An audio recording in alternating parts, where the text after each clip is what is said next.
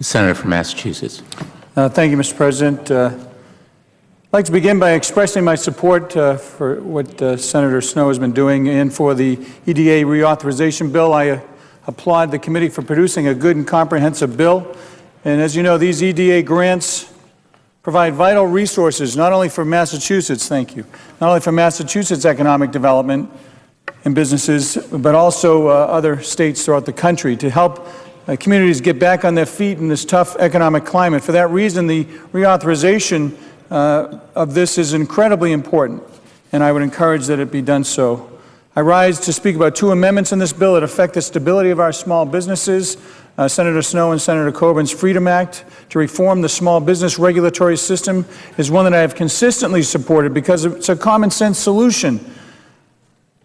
When I'm traveling around my state, no matter where I go, no matter who I speak with, from CEOs all the way down to the worker who's just doing it, the everyday work, over and over is their plea to get rid of the one-size-fits-all federal regulations that are prohibiting businesses. We need business certainty and stability in order to create an economic climate to make jobs not only be created, but to be retained, not only in Massachusetts, but throughout the country. And this amendment would require that federal agencies can conduct comprehensive analysis on the potential impact of regulations on small businesses and has the support of the NFIB and the U.S. Chamber of Commerce. And simply put, burdensome regulations are hurting our small businesses and job creators and preventing them from growing and hiring. And it's a shame that this amendment got caught up in partisan volleying in the SBIR reauthorization. I'm happy to have an opportunity to speak about it today.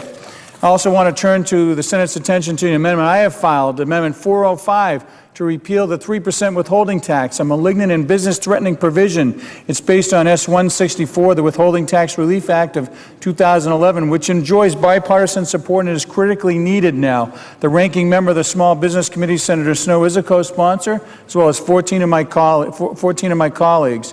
We need to repeal once and for all this onerous and costly unfunded mandate. This is a jobs amendment, plain and simple, and it would repeal a part of our tax code that promises to kill jobs.